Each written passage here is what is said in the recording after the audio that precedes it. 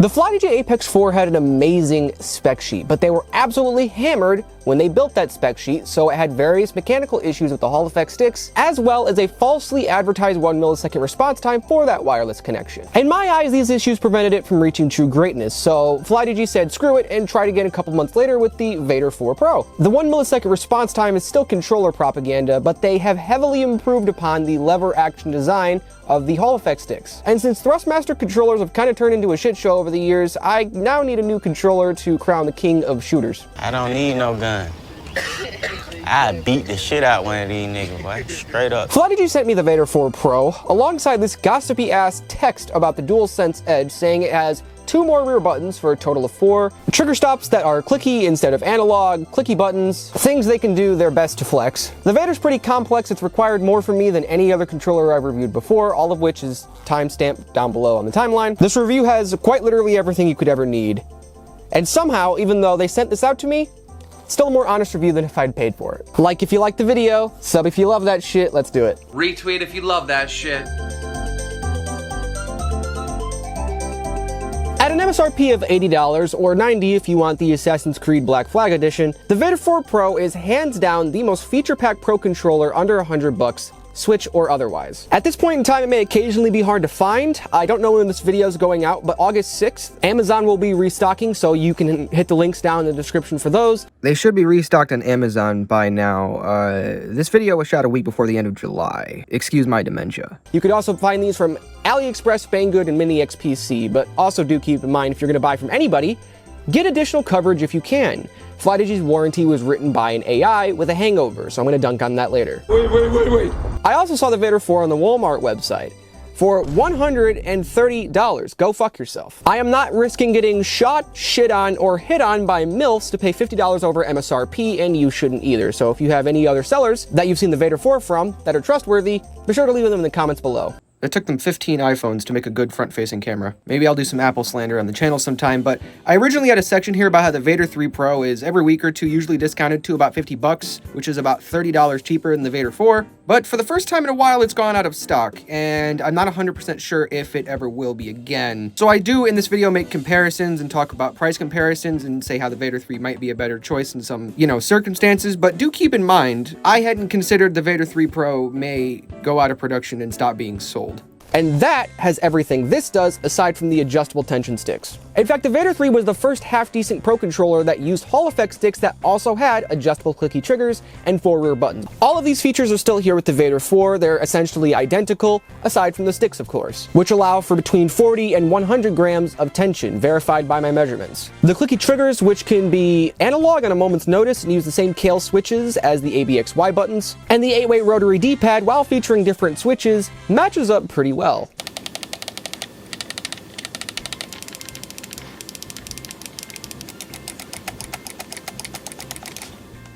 Below the action buttons, you may have spotted 2 spare inputs. These are called C and Z. There are 2 membrane buttons that can be remapped to whatever you like using the Space Station software. Finally, we have a tiny user manual and rubber USB-C cable in the box, 4 normal rumble motors, no DualSense force feedback cosplay like we get in the Apex 4, 6-axis gyro because Nintendo, and a new sexy black design with the same 16.4 million color RGB as the Vader 3. These sub $100 Pro controllers have the yappiest spec sheets I have ever seen. I've been teasing new response time testing methods for ages.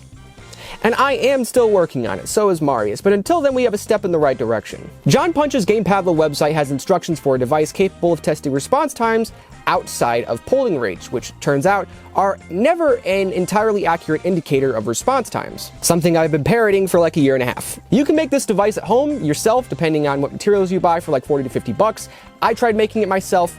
Mine didn't work, so my testing will wait until a certain gift arrives. John's device is easily accessible and also has capabilities outside of just response time testing, so you should 100% check out his website, maybe even donate or build your own device and upload some testing results yourself. I wonder if someone's done that for the Vader 4 Pro. Now listen to this. No, listen to this, right? The FlySync wireless, so the 2.4 gigahertz connection, actually feels pretty good. I and many others think this. but it doesn't feel as snappy as wired, despite the 1 millisecond response time advertising, so what the fuck? According to testing done by John and other users on his website, the 1000 hertz 1 millisecond polling rate response time thing, that's propaganda. I verified the 1000 hertz polling rate claim via X input test, but the 1 millisecond response time alongside that is about 8 times too fast, and that's just button presses. The sticks have some early testing done, and they're estimated to be about 3 times worse. Shut the fuck up. I'll give Flydigi credit. They did release an update just before this video to knock down the response times a little bit by about 5 to 6 milliseconds, but the numbers I gave you are still the finalized numbers. They were actually worse before this. The wireless response time was about 12 to 13 milliseconds, if I remember correctly, instead of the 8 we see now. Bluetooth isn't much better. It has a cracked out, methed out 130 hertz polling rate that is just fluctuates everywhere.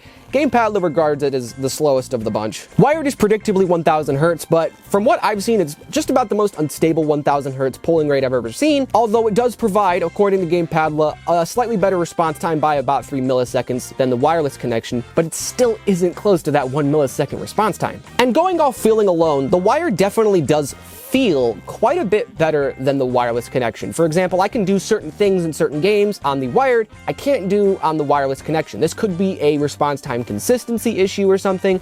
I don't know. Flydigi had this problem when they came out the ABXY, and they've done this again, and I don't know. Whenever I'm reading their marketing, it just feels like I'm reading a government report on like any large scale event. Like you're dicking around. And somehow the Vader 3, with half the polling rate, so 500 hertz instead of the 1000, has almost an identical response time wired and wireless. I ain't gonna lie, I'm getting cooked.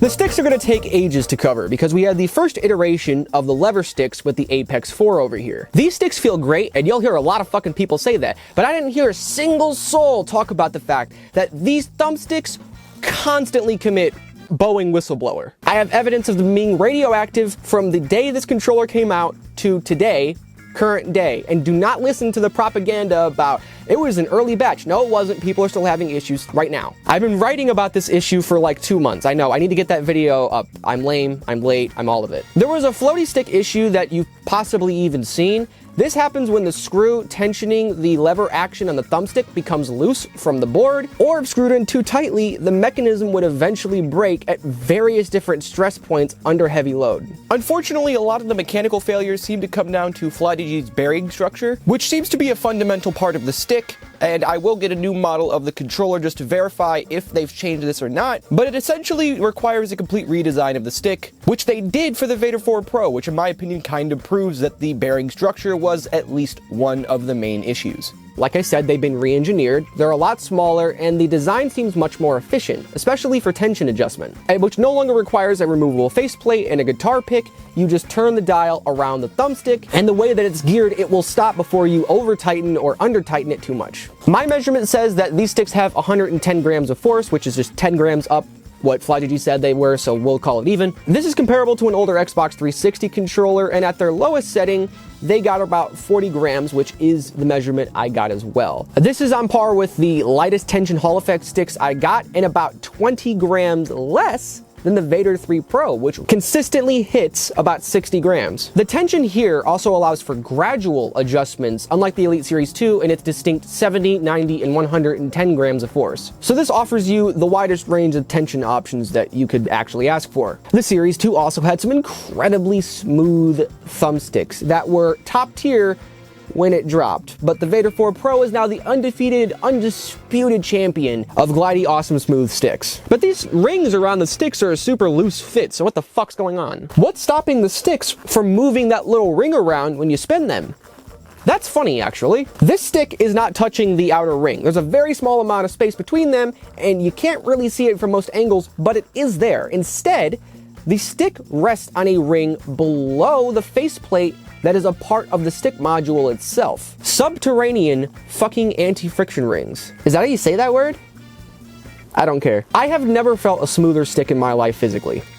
Ever. They did their best to match it digitally as well, so they added this nice little chip onto the board next to the Hall effect sticks that's apparently catering to it to give it all these a bunch of software features we've never seen before. We have bitrate, which is kind of analogous to thumbstick resolution. This is how many positions the thumbstick can recognize. Polling rate adjustments, which again is kind of like response time from their perspective. And to be fair, testing verifies that changing the polling rate does change response time. It's just light years off of what they say it is. There's also inner thumbstick dead zones, outer thumbstick dead zones, and curves. I keep mine on default for linear output, with the smallest inner dead zones and the largest outer dead zones. Debounce algorithms help reduce the jitter you get when the thumbsticks are resting. This is something Hall effect sticks are known for. Center sensitivity is very literal in its name. I think it's a response time curve of some sort that kind of makes it quicker or slower with those tiny little movements right near the center point. John Punch's testing also verified that the fast option is going to be the best option for you.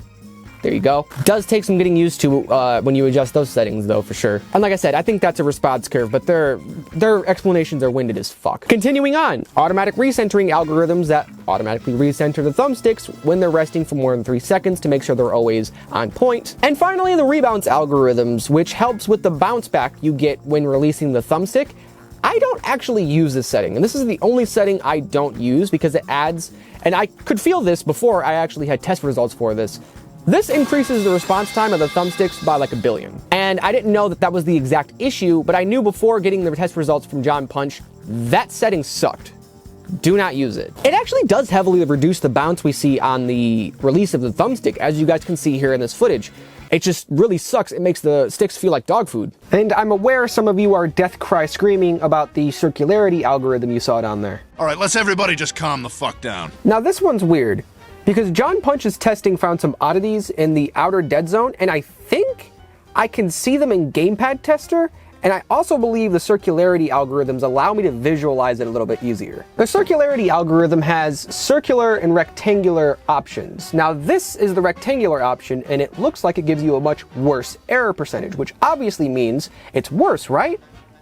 No, circularity is not really as much of an issue as we thought it was, which isn't actually too important to this. What's actually important here is on this rectangular option, the X and Y coordinates have a limited range of motion. The thumbsticks actually continue moving physically a little bit, even though on the graphic here in Gamepad Tester, it stopped. And on the circular option, that issue on the X and Y coordinates is applied everywhere. What this does is limit range of motion significantly. When I push the thumbstick all the way up, the graphic stops right about here, but the thumbstick actually still has a little bit of range, meaning there's accuracy to be had that is not being utilized. I've attempted alternate settings to mitigate this, but there's been no real success. But I believe this is something they could probably, at least I hope, it's something they could fix with a firmware update in the future. Now, that info on the outer dead zones being a little wonky, kind of limiting range of motion, I'm not discounting that at all. In fact, I think that's kind of noteworthy. But in my opinion, the significant resolution bump compared to many of these controllers is very noteworthy. In games like COD, it's just so blatantly obvious with things like the Vader 4 Pro and the Vader 3 that the Vader 3 has a huge lack of data points to be able to give you a smooth movement. Whereas the Vader 4 has so many data points, it's just woo! The best way I could describe it is with the Vader 3 Pro, which has less than 10% the resolution of the Vader 4. The movements are very blocky. You know those thumbnails where the YouTuber's super fucking lazy and they just like cut everything on these super straight edges instead of rounding the edge, which is super easy to do in Photoshop? That's basically the example we're looking at here. Smooth movements in-game, smooth physical feeling thumbsticks with the glidey anti-friction rings. The sticks are so smooth, they could probably pull Sydney Sweeney. It is deviant, and we do not want it. Eh? So here we have most normal clicky triggers. They're instant on any controller that really has them. And here is the Vader 4 Pro. Obviously these can be clicky or analog on the fly, and even though these are clicky and should be super short, there's a little bit of actuation distance provided by this spring design they also refuse to abandon. It's like saying, hey, we have the cure for cancer in here, but just because we're dickheads, we're gonna give you a little bit of cancer. Many controllers, those ones, well, that's not the best example, but many controllers do well without such spring mechanisms, but I'll allow it. And having the option for analog triggers means I can play BeamNG or the worst COD at any given moment on the fly. It's amazing. Like I've said before, such mechanisms make drive-bys Very easy. You could be the driver or the shooter. And they're some of the lightest clicky triggers I've used, only requiring 130 grams of force to actuate. All of this is extremely weird for triggers that have a spring dampening them. They're really nice. I'm a huge fan. The bumpers above the triggers don't feature any sort of clicky switches. They're simply membrane. They aren't too fluffy or anything. They don't move around a ton like the Xbox bumpers. Yeah, I like them. I like a lot on this controller. You know, I'm having a good time. This is a fun game. I'm having a good time. However, as a controller reviewer, my happiness is often short-lived. I'm going to say it. This rear button layout is indescribably fucking retarded. I'd love to praise the fact that this is one of the only Pro controllers that allows you to map keyboard inputs and mouse inputs, and it is one of the very few Hall effect controllers to have Hall effect sticks and 4 rear buttons. I can't really do that though because the rear buttons are like half usable. Cherry on top, these aren't remappable on anything but PC. The mobile app is trash and really doesn't allow you to remap the rear buttons. So it requires a PC. It's gonna get ugly later. Stop calling me out! Leave me alone! On the flip side, I like the face buttons, particularly ABXY because they use those sick green Kailh switches. Although you can clearly see another example with dampening with this controller and the rubber pad that is placed atop the switches, which ends up giving the buttons an extra few millimeters of travel distance. This is something I went over extensively in a separate video. And by the way, the Vader controllers, well, the Flydigi controllers in general, came out pretty good. In fact, they were the best performers of the dampened controllers in that video, with little travel distance and 65 grams of resistance, which is actually still on par with the Vader 4 Pro today. Compared to the membrane buttons we usually see, I'm actually a pretty big fan of these buttons. In this particular circumstance, they were done pretty well, which is good because you're definitely going to use some of them because the rear buttons are ass. Admit failure and try again. Take your fucking L and shut the fuck up. It's totally possible that Flydigi actually knew the rear button layout was going to be absolutely awful, so they gave you the C and Z buttons as an additional little thing. This is just 2 spare inputs that are on the faceplate. I personally don't use them much because they're really hard to reach, they kind of hurt my thumb, but the people who do use them on the Vader 3, love them. They seem to be inspired by the Xbox S controller, I think that's what it's called. And even though these are right next to ABXY and they're membrane, these buttons are a whole hell of a lot shorter than ABXY, which is, telling. These buttons can be remapped to anything you want. They start off as left and right stick click, but you can use the Space Station software to do whatever you like. And the final noteworthy landmark on the faceplate would probably have to be the D-pad, which I do enjoy. Unlike ABXY, it doesn't have rubber pads dampening the micro switch presses like the ABXY buttons. However, it still has this lever action design that does the exact same thing, giving the D-pad a ton of leeway and a very floaty feel. Underneath, there's a mysterious 6x6 tack switch that's black with branding I can't see, so I also found some wildly inconsistent numbers for resistance ranging from 80 all the way up to 130, so there goes that as well. The D-pad does have a very crisp, very nice feel for being so floaty and strange, although I did see someone mention something on Amazon that I didn't think about too much beforehand. There's no center pivot, which means, and I didn't really notice it until someone had said it, it actually is really easy to hit 2 different inputs on this D-pad accidentally. I don't have to deal with this too much in the games I play. I play Drunk Driver IO, Manic Depressed Emo Man, stuff like that, so the D-pad isn't like super imperative to gameplay, but that center pivot could probably use some help for those who do fighting games and stuff. Overall, my review of the D-pad is it's basically the Xbox Series X D-pad with a little more click and a little more float to it. That's about it. Although the Series X controller is a much easier teardown. So somebody had to do it.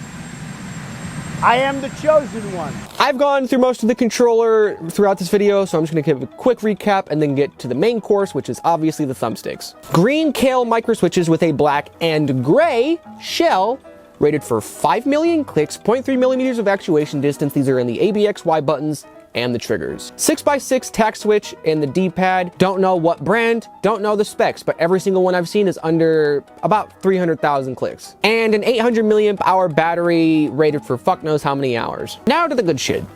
Here is the first gen lever action thumbstick from the Apex 4. It's got a bearing structure, which sounds like bullshit because it didn't bear anything, it just died immediately. The lever they talk about in their marketing is in the base of the stick module and is tensioned with this spring. It gets screwed in by the user and pushes on the lever, which applies tension to the base of the stick mechanism. This seems like a recipe for a shitty recentering.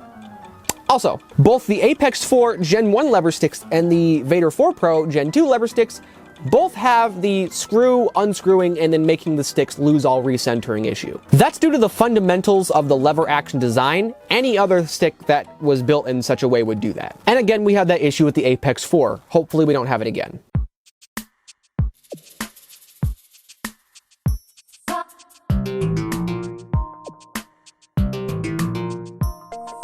The rest of the mechanical design is extremely straightforward. You slap these two pieces together that kind of go like womp and womp, and you got your lever action design. The Vader 4 sticks, while producing very similar results, take a different approach and are a little bit smaller, like I mentioned earlier. And even though they look different, you still do get the same mechanical movements from both sticks. However, there is a big difference here. The Apex 4 thumbsticks basically have this little goddamn Hall effect sensor glued to a ribbon cable, and then you plug the ribbon cable into the board when you install the stick. As you guys can see with the Vader 4 Pro, there is no Hall effect sensor on the main stick. Where are the Hall effect sensors? How does the stick get power? Well, who the fuck said you needed power, and who the fuck said they needed to be on the stick? This is the first time I've ever seen this. The Hall effect sensor's on the motherboard. This means the thumbstick you see here requires no power from the motherboard. No solder, no ribbon cables, just a couple of screws, and the mechanical actions that you're seeing here, these are moving around the magnets for the Hall effect sensors. This is fucking genius. It is way cheaper, it's way easier to take apart, so that means it's also way easier to repair. Instead of making a stick that has Hall effect sensors and, you know, a structure that's capable of taking on solder and all this other stuff, here we just have some plastic bits and 4 screws. It is pretty difficult to accomplish something like this, I will admit, but this is it. I cannot believe they went to this extent for a controller that's a price of 1 gallon of gasoline in California. These teardowns get better and better each time I do them. I didn't see anybody talk about any of this before I made my video, even with teardowns. I have some valid questions for Flydigi. For instance, why are your new Apex 4 thumbsticks that never drift creating like 3 or 4 new different variants of stick drift, you fucking dickheads? I already went over it earlier. I'm not gonna beat the horse shit out of a dead horse. Again, we have to wait another 2 to 3 months to really get an idea for if these sticks have changed. Why did I say it like that? For the past 80,000 years, Flydigi has had, or at least attempted to have, wireless controllers, and they kind of fucked it up with the Vader 3, they kind of fucked it up with the Apex 4, and I've heard from various people they kind of fucked it up many years prior to that. These wireless connections, both Bluetooth and 2.4 GHz, are consistently seen disconnecting, refusing to connect altogether. Sometimes even wired has issues. Like my controller, my Vader 4, takes about 3 plugins or re-plugins into my PC for it to work wired, with no adapters or any other extra controllers or anything plugged in. It sometimes works, sometimes doesn't. This paired with the fact that Flydigi was proven wrong ages ago when they said that this had a 1 millisecond response time. They did the same thing for the Vader 4 Pro, and this has an incorrect, falsely advertised response time. So overall, the consensus is when it's working and it works nice, it's pretty okay. But it's not what it's advertised to be. So while I commend Flydigi for trying to go wireless, I can commend you for it. Try harder next time. It needs a little bit of help. You see, and that's all fine and dandy, but what if you need help? What if you need a replacement, a warranty thing, a something? Well, to put it sparingly, sometimes you get robbed. So the website says there's a 1-year warranty, right? But they say you need to contact the place you bought the controller from to use the warranty, which is always going to end up being a third party, like Amazon. I emailed the customer support through an alt email, and they told me there's no official global warranty. You need to contact the company that you bought it from. Half of that is in the official warranty. The other half of that doesn't seem to be true. And the contact I have at Flydigi kind of says what the website says, that there is a 1-year warranty, but you need to contact the vendor you bought it from in order to use it. And this is only for official vendors, so AliExpress and Amazon, I'm assuming. But if you contact like Amazon for something, they're all gonna be like, you passed the 30-day mark. I don't think you could have a... What the fuck is this? The only thing I see that's consistent between all 3 stories is take it up with Amazon or whoever the hell sold you that shit. That's not my problem, dickhead. This comes from the support team, the website, and my contact at Flydigi. So, based on that wording, if the seller you got it from didn't take care of it, I'm gonna assume they probably aren't. Flydigi's controllers are pretty cool. This is carcinogenic. This is like toxic as fuck. And the toxicity continues with Flydigi's space station software, which has had various bugs for years. It is a super hot issue with their customers. Ton of features. Those features have bugs. Sometimes it's nice. Most of the time pretty slow and not that great. One question. Where the fuck is the Switch only compatibility? All right, check me out because I need you guys' help just in case I'm fucked up on this. There are no on-the-fly features for the Vader 4 Pro. This means you can't remap the buttons with just using a couple of inputs. There is no way to do button remapping on the mobile app. The mobile app does have a button remapping thing I was able to get into, but that fucked up and didn't work, and it was also in permanent Chinese. So we're a couple weeks after that recording. I've gotten a new phone, and there's been a new update. It does now actually... See that? It connects to the app. The Vader 4 connects to the app, but it keeps disconnecting and reconnecting. And also, the page for remapping, that's, you know, it's in like this advanced settings thing that's in the account section, you know, instead of being like here or something. But yeah, the app sucks. So the only way to actually customize this for a Switch is to use a PC or a laptop or a Mac, go to the space station software, go to the Switch config tab, and then make profiles where you could then use it on Switch with onboard memory. So again, this is a Switch controller that doesn't really fuck with being a Switch controller. Say it with me, class. What is this? This is a wireless PC controller. There you go. Which is also a bit of a spoiler for my recommendations later. With all of the shit talk out of the way, what does the space station software even do? Which I haven't talked about. We went over the stick settings earlier, so we'll leave that out. But you can remap every single input on this controller to anything you like, including keyboard and mouse inputs. You got trigger dead zones for your analog triggers, vibration in the triggers, RGB stuff with more vibrations because vibrators or something, I don't know. Something sexual, I don't know. I've been recording for like 80 minutes. And even though this isn't a Switch controller, you can do some really nice adjustments to the gyro settings, which is cool. And I will admit, this is probably the best third-party gyro controller I've ever tried. It is incredibly smooth, it's incredibly nice, but it does lose track of the controller, and it is not nearly as nice as either the DualShock 4 or DualSense 4 gyro. So as always, if you're gonna use gyro, use one of those. Now, I don't really have a transition to this next part.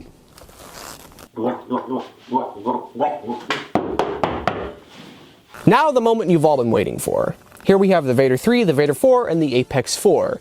$80, $80, $160. So I'm gonna make this quick and painless.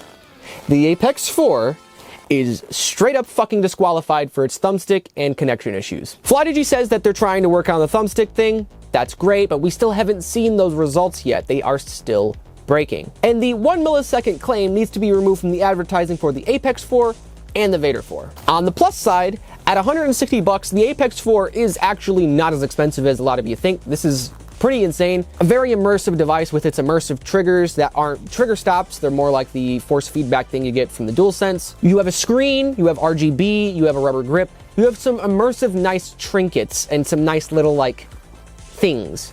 Trinkets isn't really the right word, but it's got some gimmicks that are cool and some immersive features. Anyone who actually plays any sort of game will be better off paying $50 for the Vader 3 Pro or $80 for the Vader 4 Pro. They're far cheaper, and their triggers, the action buttons on the faceplate being much more stable, and the thumbsticks not being as unreliable for both of these controllers make both kill this. And the Vaders 3 and 4 are, like I've said a couple of times now, much more similar than a lot of people think. They share the same face buttons, rear buttons, battery size, triggers, switches, all of it. And they even now basically have identical response times after the Vader 4 Pro's first update. The only difference, like I said, is the halt sticks. And according to my resolution test, you know, despite the Vader 3's wonkiness on its left stick, it actually kind of competes decently well in terms of things like jitter. And it also has a slightly better outer dead zone. But the immense 90% lack of resolution is going to absolutely kill the Vader 3's thumbsticks. Not to mention the Vader 3 lacks tension adjustment. So while it is a landslide victory right now for the Vader 4, in the future, if it turns out they're super unreliable, then the Vader 3 will probably end up taking that crown. That is, of course, unless Flydigi decides to stop selling the Vader 3 Pro. It's been a couple of days. It's still not restocked. So if the Vader 4 ends up killing itself in various mysterious ways 2 months from now, we will know about it, and I will make a video about it. I have one planned for the Apex 4 and its review, as well as a little additional piece to that review. Fun times ahead. But what about the positive aspects, as there are actually quite a few. For instance, I still do actually think the Vader 3 and 4 are the best controllers that you could use for shooters. Their clicky triggers, while dampened, are incredibly short and adjustable. The wireless likely isn't as bad as you think it is via the data, it just isn't what it should be. Like I said, I and many others think it feels pretty nice. I was more than capable of uppercutting nutsacks and COD with this wireless connection. It wasn't an issue. The Vader 4 sticks are the smoothest I've ever felt physically. That paired with the incredible adjustable tension, all of the software settings, all of this culminates in the Vader 4 Pro having the number 2 sticks on my list of world's greatest sticks. The DualSense still just feels, oh my lord, it's just how you just did all this to get fucked by them. It's just sad. It could be a resolution thing, but it's more likely just that there's not much going on altering the input that you're putting in. So I don't know how, but the DualSense always just feels better. I just don't think anything feels quite as nice as those. The rear buttons, hey, this has more rear buttons than DualSense Edge. They're not great. Some of you will probably use all 4. Most of us will probably just use 2, but the clicky face buttons are nice. And you have 2 more face buttons than everybody else. You get one hell of a faceplate here, man. You get one hell of a device here, period. But the honest reviewer in me is, he's a little upset. And because I rehashed what was amazing, I do have to reiterate that Flydigi's warranty kinda sucks and is really weirdly worded. And it definitely needs more concise wording, especially for someone like this company who has issues. The shitty software, the lack of on-the-fly features, and the lack of proper mobile app customizations make this Switch controller a PC controller with Switch attributes, instead of a Switch controller that is PC compatible like it should be. You have severely fucked up. Then there's the connection problem people have had, the wireless response time being improperly advertised. I do still think the idea that these are great controllers for shooters is correct. Most of the time, really just if you're playing wired on PC. And you may either have to deal with the weird warranty process or just go through the trouble of beforehand paying for an additional warranty coverage from whoever you buy the thing from. Each controller I have comes with extreme downsides, whether it be customer support, reliability, software, warranty, anything and everything. And usually it's a culmination of multiple of these issues. Flydigi is far from the worst offender. However, they do commit quite a few cardinal sins. So while I can praise them for having what I believe to be the best controller pound for pound for the money, this is a device for geeks on PC who want to sweat on kids who do not mind having to potentially deal with various different problems. Now, the stocking is a bit weird on the Vader, so if you want one, I'll give one away, the Assassin's Creed edition I have. If you want to enter, comment hashtag Black Flag on the 31st of August on my community tab here on YouTube, I'll announce a winner. By the way, Assassin's Creed Black Flag edition, 500 units. That's it. They were going to do 1,000 units, but then they dropped it down to 500 units. So it's going to be a really, like an actually rare thing. So if you can find one, I would actually suggest grabbing one. I sincerely appreciate you guys coming out to today's project. This has been my longest video ever, hands down. And it was for a controller I really think was worth it. Like I said, I like the Vader 4 Pro a lot. I think it has some problems that need ironing out, but I think for the most part it is a recommendable device, just not to like everybody. I have new testing methods coming up. Realistically, it's to get more concise data for these reviews so that we can compare things better. Thumbsticks, response time specifically, as well as some things for the buttons if I can. Data that'll be easy for you guys to digest and understand. That way making comparisons is easier, making data-backed recommendations is easier. So a quick post-edit note, John Punch was a big help in making this review. You guys should go check out his full review that him and his girlfriend made. They've been a huge help to this video and they've been very kind. I'll be back very fucking soon with more content. Very soon.